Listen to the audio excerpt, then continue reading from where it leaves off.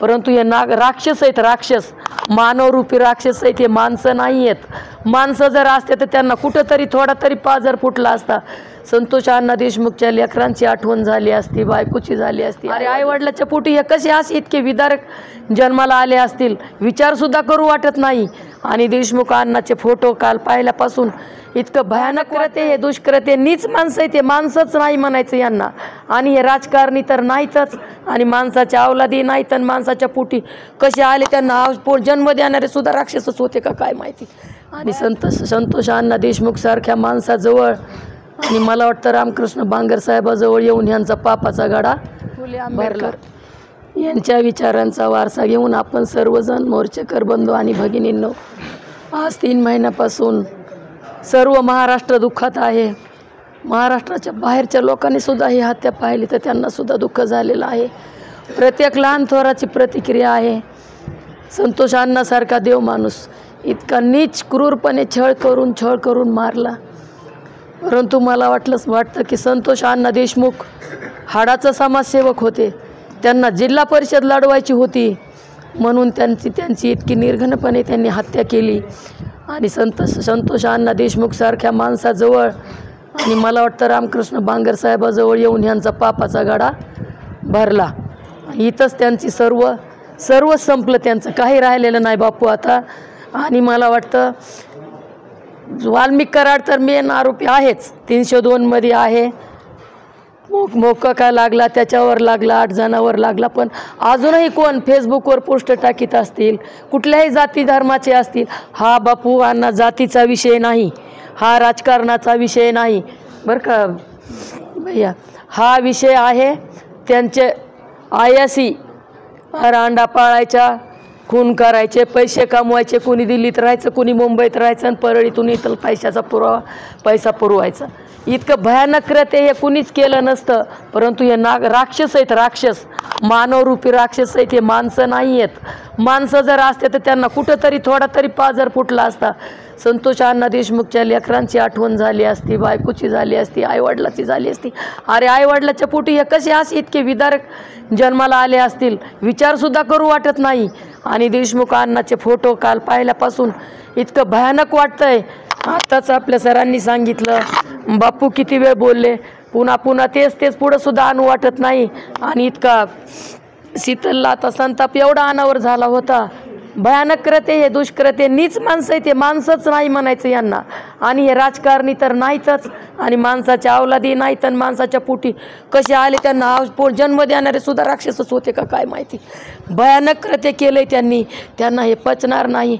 आणि हा राजकारण, याच्यात मेन आरोपच धनंजय मुंडे पाहिजे। तुम्हाला सांगते, राजीनामा काय घेता मंत्रिपदाचा, त्याची आमदारकी सुद्धा काढून घ्या, आणि फाशी देऊ नका। फाशी देण्यापेक्षा चौकात ह्यांचा संतोष अण्णा देशमुखचा जसं त्यांनी अवयव काढले, त्यांना मार दिला, तसं चौकात ह्यांचे सुद्धा अवयव काढावं, भर चौकात ह्यांचे बायका लेकरं बोलून काढायला पाहिजेत। इतकं भयानक कृत्य यांनी केलेलं आहे। आणि बोलण्या राग एवढा येतो, जन माणूस संताप एवढा अनावर होतो की बोलता सुद्धा येत नाही। आताच आपल्या भैया बोलले ना, ॲडव्होकेट सुधीर भैया, भयानक संताप अनावर होतो। आणि हा आपल्यालाच नाही, आपण इथे म्हणून आपल्याला कळतंय, प्रत्येक लहान मुलापासून 5 वर्षाच्या लेकरापासून कळतंय, 100 वर्षाच्या म्हाताऱ्या माणसापर्यंत भयानक विकोपाला गेलेलं आहे हे राजकारण। समजूच नका, ही गुंडगिरी नाही, दादागिरी नाही, राक्षसी प्रवृत्ती ही फक्त। पैशाची बॅग उचला, आमचं काम करा, नाही तर तुम्ही खालास। पैशाची बॅग उचला, आम्हाला आमचं काय ऐका, नाही तर तुम्ही खालास। वाटेल तिथं खालास करा। ह्यांनी काय एवढे लायसन कसे काढले काय माहिती।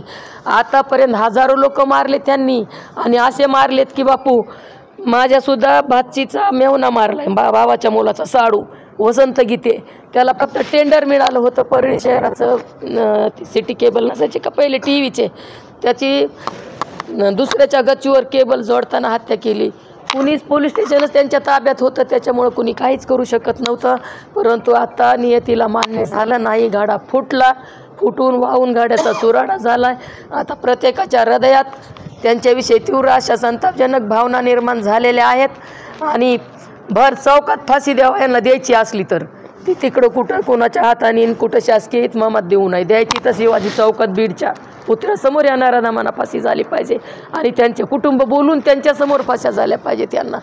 इतकं भयानक कृत्य ह्यांनी केलं आहे. माझ्या बाळाला हे सगळं माहीत आहे. त्यांनी 2-3 महिने त्यांच्यासोबत राहिला आणि त्यानं सर्व वातावरण पाहिलं आणि त्यांना समजून सांगण्याचा प्रयत्न केला. तू काय आमचा बाप गेला का समजून सांगायला? वंजाऱ्याच्या पोटचा आहेस का नाही समजून सांगायला? तुझी पण हीच गत करणार आहेत आम्ही काही दिवसांनी. तू जर नाही आमचं ऐकलं तर तो आमच्या पद्धतीनेच राजकारणात चालायला पाहिजे. तो येऊन म्हणायचा पप्पा आपल्याला इकडं राहायचं नाही. हे म्हणायचे निवडणुका जवळ आल्यात, उतावीळपणा करू नको. आम्ही रागवायचो त्याला. तो म्हणायचा मला राहायचं नाही, मी घरात झोपून राहीन, पण राजकारण नको काहीच नको. यांचे चेहरे मला पाहायचे नाहीत. ह्यांचे चेहरे कुणालाच पाहण्याच्या लायकीचे नाही. टीव्हीवर सुद्धा यांचे चेहरे दाखवू नाहीत कधी लोकांना. इतकं भयानक आहे. आणि ते तोंडानं सांगतात आमच्या मुलांना काय वाटेल. अरे ज्यांचा तुम्ही एवढा निरगन हत्या केली त्यांच्या लेकरांचा कसा नाही विचार केला तुम्ही कधी? त्यांना काय वाटलं असेल म्हणून. तुमच्या वाटणं मातीत जाऊ द्या, चुलीत जाऊ द्या, तुम्ही मरा ना 17 वेळा. अरे किती लोक तुम्ही प्रपंच उद्ध्वस्त केलेत, किती मुलींचे नवरे मारलेत. अशा हजारो तरुणी त्यांनी विधवा केल्या. त्यांचे 6-6 महिन्याचे लेकरं जेवढ्यांचे खून केले तेवढ्यांना. फक्त 1-2 जणालाच 2-3 वर्षाचे लेकरं असतील, नाही तर बाकी सगळे अशाच तरुण वयातच मुलांच्या हत्या केल्यात.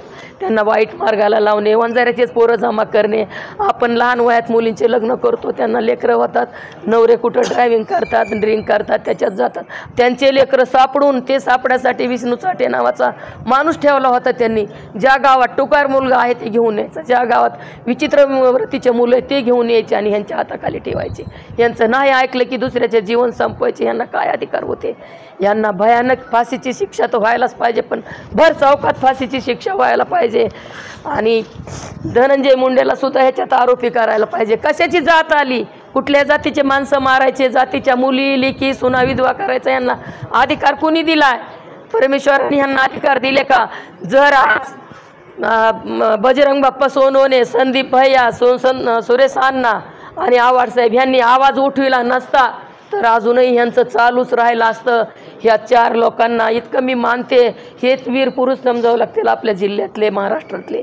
त्यांनी हे सगळं धाडस करून उघडं केलं. आणि भीती कशाची भीती? मी बाहेर होते, फरार बाहेर चालले की साहेब मला बाहेर जाते, नाही तर अरे आपण काय केलंच नाही तर बाहेर जाण्याचा आणि घरात बसण्याचा काय संबंध आहे? कोण खात आहे आपल्याला? काय होते जेलमध्ये गेलं 4 दिवस मध्ये म्हणून? हे गेले ना आता कुत्र्याच्या मोतीने गेले ना. हे सगळे जगाच्या पुढं आलं ना हे सगळं. आम्हाला इतका दबाव टाकीत होते. मला वाल्मिक्या स्वतः दबाव टाकत होता, मावशी मी असं करेन. मी म्हणायची तुला मावशी म्हणायला आज कशी वाटत नाही पुन्हा? तर तो म्हणे बाळन तुम्ही लय पुढचे काका नाही तेवढं बोल, पण तुझी वाटच लावाने. आणि त्याची वाटच लागली. कडूची वाटोळ झालं त्यांचं सगळं. आणि धनंजय अण्णा देशमुखला न्याय आज मिळाला. बापू त्याला माझ्या मागं नियतीनं तिला निकाल. तुम्ही आम्ही काय करू? तर चालूच असतंय. आपल्याला माहित असतं आपण काय करतो तरी आपण झाकून नेतो, पण वरचं कधी माफ करत नाही. माफ करत आणि त्यांच्या कुटुंबातले कितीतरी जाणार आहेत आणि त्यांच्या संगती सोबत पण जाणार आहेत. आणि विनंती माझी तरुण वर्गाला, कुठल्या जाती धर्मातले असून काही पोस्ट टाकू नाहीत. आणि वाघ कुठं कधीच गेला तो आता राहिला का वाघ? तो राक्षस होता, तो कशाचा वाघ होता? त्याच्यापेक्षा वाघ सिंह सुद्धा इतके क्रूर नाही आहेत. यांना बर